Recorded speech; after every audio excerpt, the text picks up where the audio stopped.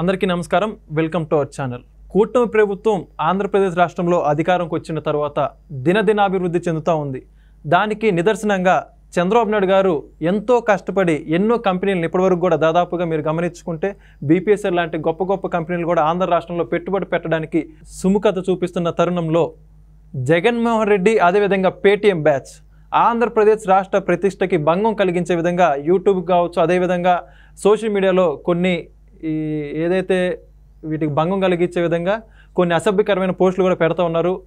ఇటీవల దానికి చిన్న ఉదాహరణగా చెప్పుకుంటే యూట్యూబ్ సీఈఓతో నారా చంద్రబాబు నాయుడు గారు ముఖ్యమంత్రి హోదాలో ఆంధ్రప్రదేశ్ రాష్ట్రంలో అకాడమీకి సంబంధించి కొన్ని విషయాల మీద చర్చ నిర్వహించడం జరిగింది. అయితే దానికి సంబంధించి యూట్యూబ్ కంపెనీ వాళ్ళతో కూడా వీళ్ళు ఆన్లైన్కి సంబంధించి ప్రతి ఒక్క దాంట్లో కూడా అసభ్యమైన పదజాలం పెడుతూ పూర్తిగా వక్రీకరించే విధంగా పోస్టులు పెడతా ఉన్నారు. దానికి సంబంధించి మనతో పూర్తి విశ్లేషణ ఇవ్వడానికి సీనియర్ జర్నలిస్ట్ కనకదుర్గ మేడం గారు మనతో ఉన్నారు. మేడం నమస్కారం. నమస్తే అండి. మేడం, ఈరోజు చూస్తున్నాం ఆంధ్రప్రదేశ్ డెవలప్మెంట్ ఈరోజు దేశంలోనే అందరూ కూడా ఆంధ్రప్రదేశ్ రాష్ట్రం వైపు చూస్తున్నారు. అటువంటిది ఈరోజు వైసీపీ అండ్ కో బ్యాచ్ వాళ్ళకు జనాలు ఓడించినా కూడా ఇంకా బుద్ధి కూడా రాకుండా ఆంధ్రప్రదేశ్ని ఎలాగైనా దెబ్బతీయాలని చూస్తూ ఉన్నారు. దానికి ఉదాహరణగా చెప్పుకుంటే మొన్న గడిచిన 2 రోజుల క్రితం చంద్రబాబు నాయుడు గారు యూట్యూబ్ సీఈఓ వాళ్ళతో కాన్ఫరెన్స్ పెట్టడం జరిగింది. ఆ మీటింగ్ అయిపోయిన తర్వాత ఆయన ఎక్స్లో పోస్ట్ చేశారు, ఆంధ్రప్రదేశ్ రాష్ట్రంలో యూట్యూబ్ అకాడమీ పెట్టడానికి సిద్ధంగా ఉంది, దానికి వాళ్ళు సానుకూలంగా స్పందించారని చెప్పేసి. దానికి కూడా వీళ్ళు ఏ రకంగా ఇబ్బంది పెడతా ఉన్నారంటే ఆంధ్రప్రదేశ్ని, దానికి సంబంధించి మీరు ఏమంటారండి? యూట్యూబ్ అకాడమీ ఏదైతే ఏపీలో పెట్టాలి అని చంద్రబాబు నాయుడు గారు భావిస్తున్నారు, దానికోసం మీరు చెప్పినట్టు వాళ్ళు ఆన్లైన్లో వారితో మాట్లాడటం జరిగింది. గ్లోబల్ హెడ్ ఎవరైతే ఉన్నారో, అంటే యూట్యూబ్ గ్లోబల్ హెడ్ ఎవరైతే ఉన్నారో నీల్ మోహన్, తర్వాత గూగుల్ ఏపీఎస్సి హెడ్ ఎవరైతే ఉన్నారో సంజయ్, ఆయనతో కూడా మాట్లాడటం జరిగింది. మాట్లాడి మీకు కావాల్సిన ఇన్ఫ్రాస్ట్రక్చర్ అంతా మేము ఇస్తాము, మేము టెక్నికల్ సపోర్ట్ చేస్తాము, మీరు వచ్చి ఇక్కడ పెట్టండి, మీకు కావాల్సినవన్నీ చేస్తామని వారు చెప్పారు. ముఖ్యంగా ఏంటంటే ఏఐ ఒకటి, కంటెంట్ డెవలప్మెంట్, స్కిల్ డెవలప్మెంట్కి సంబంధించి అంటే టెక్నికల్గా ఏవైతే అవసరం ఉంటాయో వాటన్నింటికి సంబంధించి మీరు ఇక్కడికి రండి, మా వాళ్ళకి ట్రైనింగ్ ఇస్తే మేము మీకు కావాల్సినవన్నీ కూడా ఇస్తామని. ఇది ఎందుకు చెప్పారంటే ఇప్పుడు చూసుకుంటే ఇప్పుడంతా ఏఐ, ఇక్కడ చూసినా ఆర్టిఫిషియల్ ఇంటెలిజెన్స్ తప్ప ఇంకోటి లేదు మనకి. ఏ రకంగా తీసుకున్నా కూడా అందరూ దానికోసం ఇంట్రెస్ట్ చూపిస్తున్నారు. అంటే కంపెనీస్, పెద్ద పెద్ద కంపెనీస్ కూడా they are spending money for that. మీరు చూసారంటే చాలామంది ఎంప్లాయీస్ని కూడా తీసేసి పెద్ద పెద్ద కంపెనీలు ఏఐ కోసం, అంటే రీసెర్చ్ కోసం కావచ్చు, లేకపోతే ఏఐ ఎట్లా డెవలప్ చేయాలి, వాటికి చాలా వాళ్ళు ఫండ్స్ ఎక్కువ దానికి అలొకేట్ చేస్తున్నారు. అది ఇటీవల కాలంలో బాగా పెరిగింది. తర్వాత స్టూడెంట్స్ కూడా they are showing more interest on this thing, ఏది ఏఐ చదవాలని. ఎందుకంటే రానున్నది ఎక్కువ ఏఐ కాబట్టి. అంటే అలాగని ఆర్టిఫిషియల్ ఇంటెలిజెన్స్ ఒకటి సరిపోతుంది అంటే డెఫినెట్గా సరిపోదు. మనిషి మేధ ముందు ఆర్టిఫిషియల్ ఇంటెలిజెన్స్ ఏమీ ఎక్కువ కాదు. కాకపోతే కొన్ని పనులు చేయటంలో ఆర్టిఫిషియల్ ఇంటెలిజెన్స్ ముందుంటుంది కాబట్టి దాన్ని కొంతవరకు వాడుకుంటే కనుకైతే మనం త్వరితగతిన రీసెర్చ్ కావచ్చు, మిగిలిన విభాగాలు ఏమైనా ఉంటే వాటిలో కొంచెం పని ముందుకు సజావుగా సాగుతుంది అనేదానికి ఈ ఏఐ అనేది మనకు అవసరం అవుతుంది అప్పుడు. అదేవిధంగా స్కిల్ డెవలప్మెంట్, దేనికి స్కిల్ డెవలప్మెంట్ మనకు కావాలి అంటే ఇప్పుడు మొన్న చంద్రబాబు నాయుడు గారు ఎన్నికల ముందు క్లియర్ కట్గా చెప్పారు, స్కిల్ డెవలప్మెంట్కి మేము ఇంపార్టెన్స్ ఇస్తాము. అంటే యువతకి ఎస్పెషల్లీ ఎవరికైతే స్కిల్, అంటే వాళ్ళకి ఏ స్కిల్స్ ఉన్నాయో, ఇప్పుడు మనకి ఫస్ట్ టైం స్కిల్ గణన కూడా చేస్తామని చెప్పారు. ఏది తెలుగుదేశం కూటమి అనౌన్స్ చేసి సంతకం పెట్టేశారు. ప్లస్ ఇంకా మొదలవ్వాలి, హార్డ్లీ ఇంకా 55 days దాటింది కదండి. 1 by 1 they are doing, so 1 has to wait అంతే. సో ఆ రకంగా తీసుకున్నప్పుడు స్కిల్ గణన చేసినప్పుడు ఎవరెవరికి ఏ స్కిల్స్ ఉన్నాయో తెలుస్తుంది. కాబట్టి వాళ్ళకి తగినట్టుగా స్కిల్ డెవలప్మెంట్ అనేది ఈ అకాడమీలో ఏర్పాటు చేస్తే వాళ్ళు ఇక్కడికి వచ్చి ట్రైనింగ్ తీసుకుని మరి దానికి తర్వాత ఏ రకంగా నియమ నిబంధనలు పెడతారు, తర్వాత వాళ్ళకి ఏమైనా స్టైపెండ్ ఇస్తారా, అవన్నీ తర్వాత వచ్చే అంశాలు. అంటే వాళ్ళకి అవకాశం ఇచ్చి వాళ్ళకు ఉపాధి కల్పించే ఒక లక్ష్యంతో ఈ స్కిల్ డెవలప్మెంట్ అనేది ముందు వాళ్ళు ఏర్పాటు చేయాలని అనుకుంటున్నారు. అంటే ఆల్రెడీ ఆయన అనుకున్నారు కాబట్టి ఇది ఒక మంచి అవకాశం. ఇది యాక్సిడెంటల్గా జరిగినా ఎలా జరిగినా ఇప్పుడు ఇదేమంటారు యూట్యూబ్ అకాడమీ గ్లోబల్ హెడ్తో మాట్లాడటం అనేది అందులో భాగంగా జరగటం అనేది చాలా గొప్ప విషయం. అది ఆయన అనుకోవటం ఏంటి, ఇక్కడ అవకాశం రావటం ఏంటి అంటే మనం తలుచుకోవటంలో ఉంటుంది. ఏదైనా కూడా తలుచుకుంటే తల కింద ప్రత్యక్షం అవడం అంటారు. అట్లాగా ఆయన ఎప్పుడో ఎన్నికల ముందు అనుకోవటం, అది ఈ రకంగా అది కార్యరూపం దాల్చడం అనేది మనందరం కూడా ఆహ్వానించదగ్గ పరిణామం అది. అదేవిధంగా కంటెంట్ డెవలప్మెంట్ అనేది కూడా చాలా అవసరం. అది ఎస్పెషల్లీ అంటే ఇప్పుడు మనకి సోషల్ మీడియా కావచ్చు, అక్కడ కంటెంట్ డెవలప్మెంట్ కావాలి. So for any field content development అనేది అది ఒకవేళ ఐటీ అయినా కూడా వాళ్ళకే అవసరమే అది. So how to develop a content అనే దాని మీద కూడా ఒక ట్రైనింగ్ ఇవ్వటం అనేది.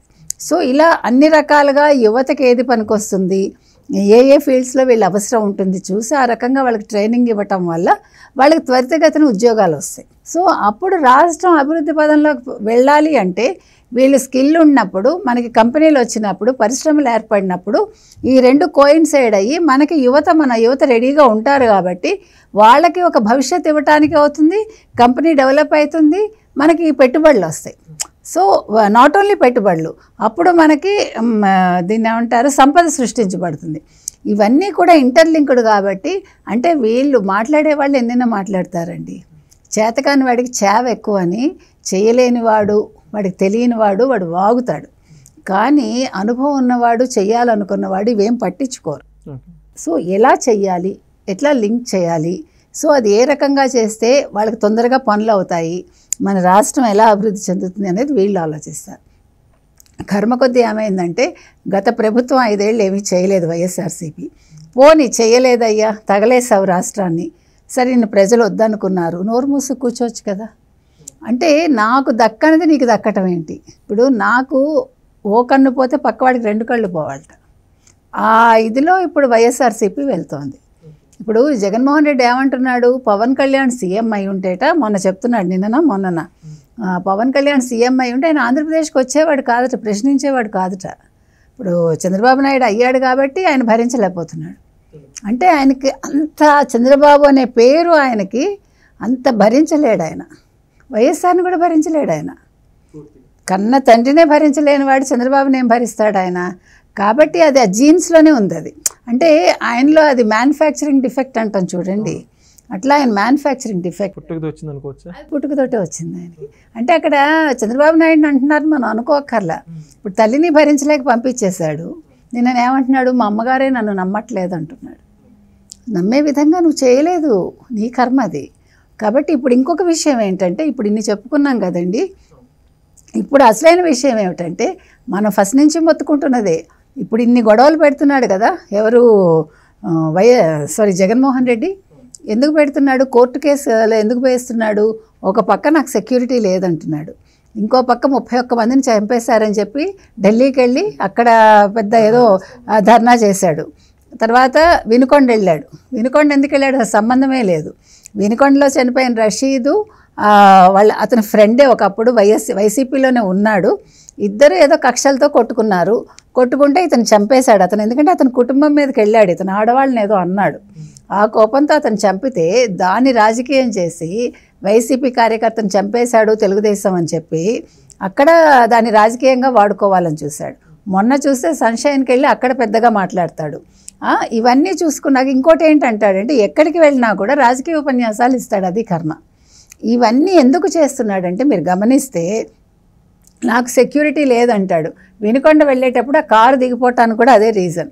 అంటే ఒక ఇష్యూ క్రియేట్ చేయాలి. అంటే ప్రజలని చూసారా, నాకు సరిగా సెక్యూరిటీ ఇవ్వట్లేదు, రాష్ట్రంలో శాంతి భద్రతలు లేవు, రాష్ట్రంలో ప్రజాస్వామ్యం లేదు అంటే ఆయన ఎప్పుడూ వినని పదాలన్నీ కూడా గత 5 ఏళ్లలో ప్రజలు వినని పదాలు, ప్రతిపక్షానికి తెలియని పదాలు ఈరోజు జగన్మోహన్ రెడ్డి మాట్లాడుతున్నాడు. సింపతి కోసం కాదు, మీరు పొరపడ్డారు.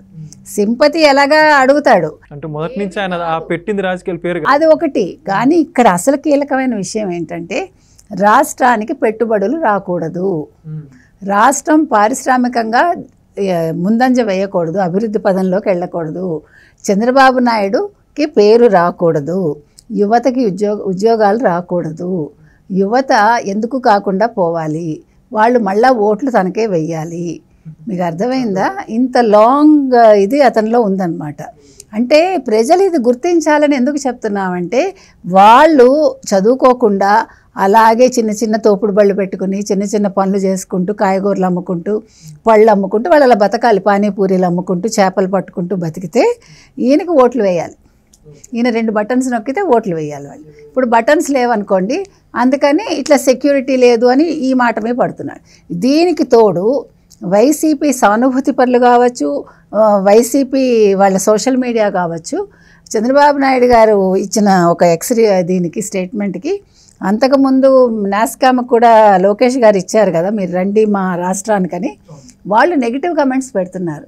మీరు రాకండి, ఇక్కడ శాంతి భద్రతలు లేవు, ప్రజాస్వామ్యం లేదు రాష్ట్రంలో, మీరు దుష్ప్రచారం చేస్తున్నారు. అందులో చేసిన వాళ్ళందరూ కూడా చూస్తే మీరు ఎక్కువ రెడ్డి అని ఉంటాడు, లేదంటే ఎల్లో ఉగ్రవాదం ఏదో ఉందండి. అంటే వీళ్ళు ఎంత విషం చిమ్ముతున్నారు చూసారా. మనిషి ఎలా ఉండాలంటేనండి, నువ్వు ఏ కులం ఏ మతం అక్కర్లా, నువ్వు ఎవరివైనా కూడా ఏ పార్టీ ఉన్నా రాష్ట్రం అభివృద్ధి చెందాలనే ఒక భావన మనకి లేదండి. దురదృష్టం అది. ఇది మిగతా రాష్ట్రాల్లో లేదు. మిగతా రాష్ట్రాలు వాళ్ళ భాషను ప్రేమిస్తారు, వాళ్ళ రాష్ట్రాన్ని ప్రేమిస్తారు, వాళ్ళ రాష్ట్రం ఉన్నతికి రావాలని కోరుకుంటారు. వాళ్ళు అవసరమైతే ఈ విభేదాలు పక్కకు పెట్టి ఒకటై కలిసికట్టుగా పోరాడతారు. మన దౌర్భాగ్యం మన తెలుగు వాళ్ళు చేసే ఇదే. ఇటు తెలంగాణ కావచ్చు, అటు ఆంధ్రప్రదేశ్ కావచ్చు, ఇక్కడ కేసీఆర్, అక్కడ జగన్మోహన్ రెడ్డి ఈ రాష్ట్రాలను ఎలా విడగొట్టాలి, మనుషుల్ని ఎలా విడగొట్టాలి, వీళ్ళ మనసులు ఎలా కలుషితం చేయాలి, దీని మీద పెట్టే దృష్టి రాష్ట్ర అభివృద్ధి మీద పెట్టట్లేదు. సో అందుకు తార్కాణం ఇవన్నీ. కాబట్టి ప్రజలు ఇవన్నీ నమ్ముతారని మనం అనుకోవద్దు. చంద్రబాబు నాయుడు గారు చేయాల్సిన అభివృద్ధి ఎలాగ చేస్తారు, ఆయన ఇవేం పట్టించుకోరు. అలాగే లోకేష్ కూడా తన పని తను చేసుకుంటూ వెళ్తున్నారు. కాబట్టి ఈ యూట్యూబ్ అకాడమీ ఏదైతే ఉందో, గ్లోబల్ అకాడమీ, ఇక్కడ పెడతారని ఆశిద్దామండి. తప్పకుండా యువతకి మంచి భవిష్యత్తు వాళ్ళు కల్పిస్తారని ఎదురు చూద్దాం. ఓకే, ఇటువంటి వ్యక్తుల మీద ఎవరైతే సోషల్ మీడియాలో ప్రభుత్వం మీద దుమ్మెత్తి పోస్తున్నారో వాళ్ళ మీద కూటమి ప్రభుత్వం ఏమైనా చర్యలు తీసుకునే అవకాశం ఉందంటారా? తీసుకోవాలండి, నెగ్లెక్ట్ చేయకూడదు. ఇప్పుడు ఒకళ్ళ మీద వేటు పడితే రెండో వాడికి బుద్ధి వస్తుంది. కాకపోతే కొంచెం టైం తీసుకుని చేస్తారు అంతే. ఎందుకంటే ఇప్పుడు ఇమీడియట్గా చేసి చూసారా కక్షపూరితం అంటారు. ఇప్పుడు దాన్ని అవకాశంగా తీసుకునేవాడు ప్రతిదాన్ని వాడికి అవకాశంగా మలుచుకుంటాడు. కాబట్టి ముందు పనులు అయ్యాక వీళ్ళ మీద దృష్టి పెడితే బాగుంటుంది. ఓకే, చాలా మంచి ధన్యవాదాలండి. చాలా చక్కటి విషయాలు మాకు చర్చించినందుకు. చూశారు కదండి, ఈ యొక్క ఏదైతే ప్రభుత్వం మీద దుమ్మెత్తి పోస్తున్నటువంటి వాటి సంఘటనల గురించి కూడా చక్కటి వివరణ అయితే ఇవ్వడం జరిగింది. మరొక వీడియోతో మరోసారి మీ ముందుకు వస్తాం. ధన్యవాదాలు.